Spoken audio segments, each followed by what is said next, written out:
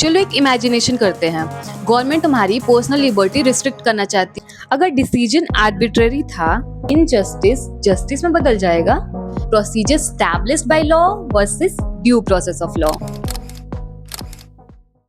चलो एक इमेजिनेशन करते हैं।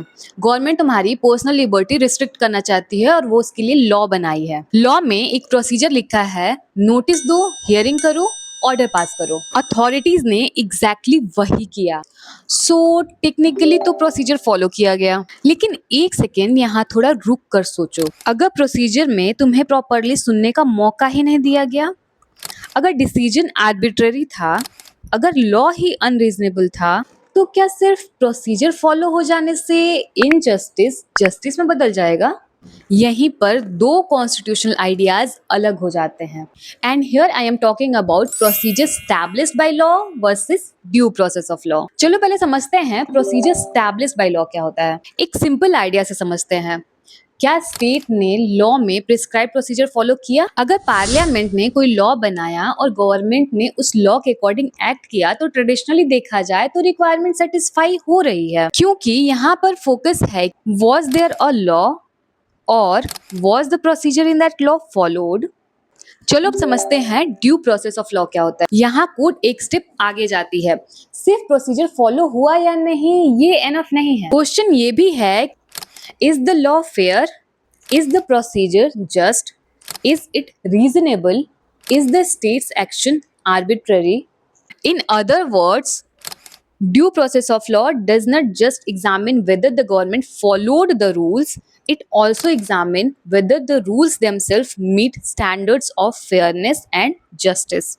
चलो अब इसे एक सिंपलेस्ट एग्जांपल समझते हैं। मान लो एक स्कूल रूल बनाता है कि student can be expelled without being heard. Principal exactly वही रूल फॉलो करता है और एक स्टूडेंट को निकाल देता है। प्रोसीजर एस्टैब्लिश्ड बाय लॉ का नैरो क्वेश्चन हो सकता है कि क्या रूल एग्जिस्ट करता था?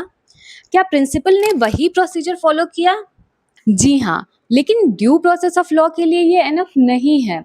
स्टूडेंट को अपनी साइड एक्सप्लेन करने का चांस क्यों नहीं मिला? रूल इटसेल्फ फेयर है, प्रोसीजर रीजनेबल है।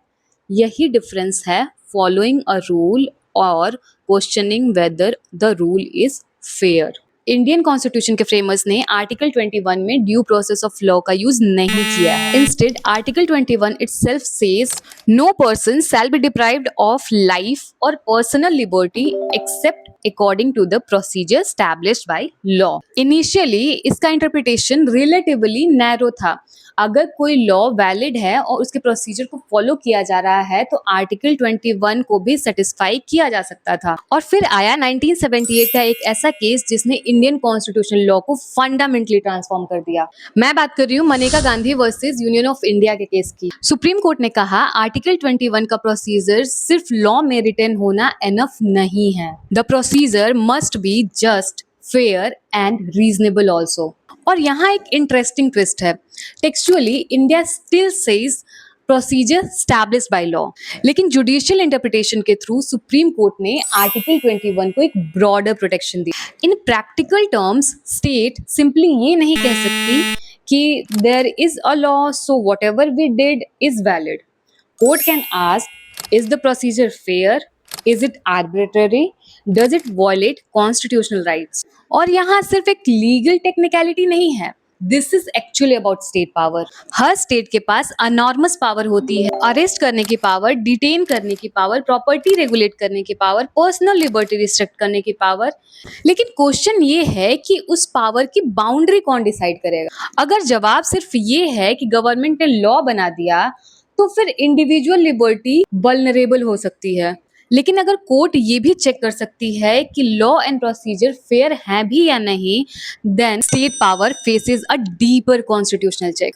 लेकिन यहाँ पर एक काउंटर आर्ग्यूमेंट भी है। अगर कोर्ट हर लॉ की फेयरनेस डिसाइड करने लग जाए तो क्या जुडिशियरी डेमोक्रेटिकली इलेक्टेड लेजिस्लेचर की पॉलिसी चॉइसेस में इंटरफेयर नहीं करेगी? अगर दूसरे शब्दों में बोले तो फिर who decides what is fair, parliament और court? Too little judicial scrutiny और स्टेट आर्बिट्ररी हो सकती है। टू मच जुडिशियल इंटरवेंशन और कोर्ट अनइलेक्टेड पॉलिसी मेकर्स बनने का रिस्क क्रिएट कर सकते हैं। So the real challenge is not simply government versus court. It's about balancing individual liberty and democratic power.